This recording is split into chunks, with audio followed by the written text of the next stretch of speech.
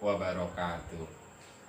Mari kita awali pembelajaran hari ini dengan membaca Raditu billahi robba wa bil islami dina wa bi Muhammadin nabiyya wa rasula rabbi zidni ilman nafi'a warzuqni fahma. Amin. Selamat berjumpa kembali dengan saya, anak-anakku, siswa-siswi kelas 6 Paket A.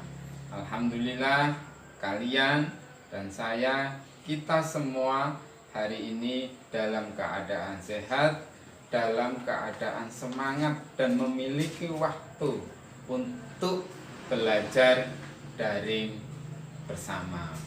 Anak-anakku kelas 6 yang saya cintai, saya banggakan, materi yang akan saya sampaikan terkait dengan judul meneladani tokoh perumus Pancasila.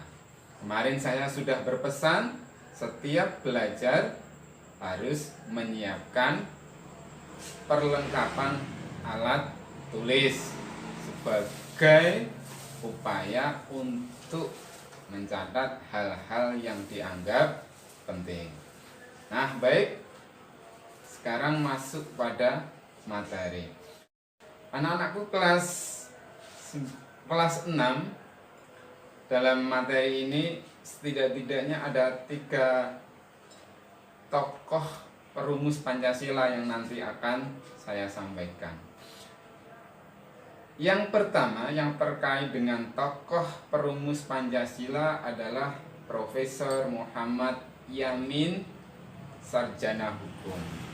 Beliau, Profesor Muhammad Yamin, itu dilahirkan pada tanggal 28 Agustus tahun 1903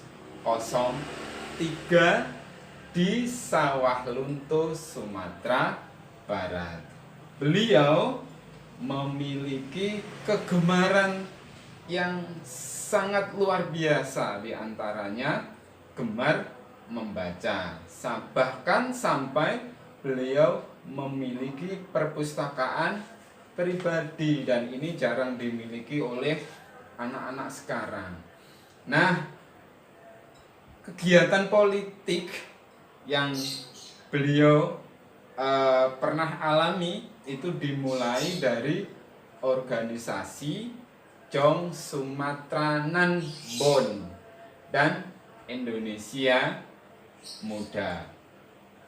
Nah, selanjutnya adalah beliau juga mempunyai banyak cita-cita, diantaranya ingin mempersatukan bangsanya.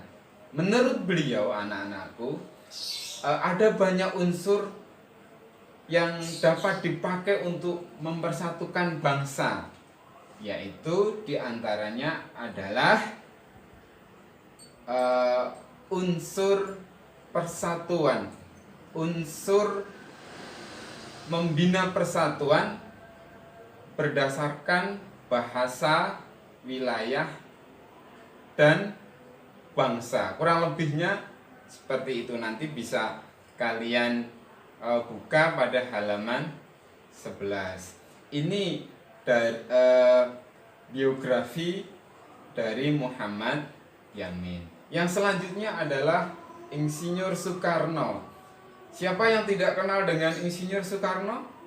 Saya rasa semua kita kenal dan tahu. Beliau lahir di Blitar, Jawa Timur pada tanggal 6 Juni tahun 1901.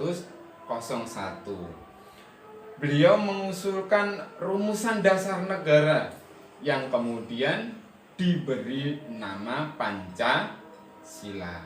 Nah, menjelang proklamasi, Insinyur Soekarno atau beliau dipilih sebagai Ketua PPKI, Panitia Persiapan Kemerdekaan Indonesia, dan peristiwa proklamasi inilah yang kemudian mempunyai peranan penting dalam sejarah negara Republik Indonesia. Tokoh yang ketiga yaitu Dr. Andes Muhammad Hatta. Beliau, anak-anakku, Muhammad Hatta ini dilahirkan pada tanggal 12 Agustus tahun 1902.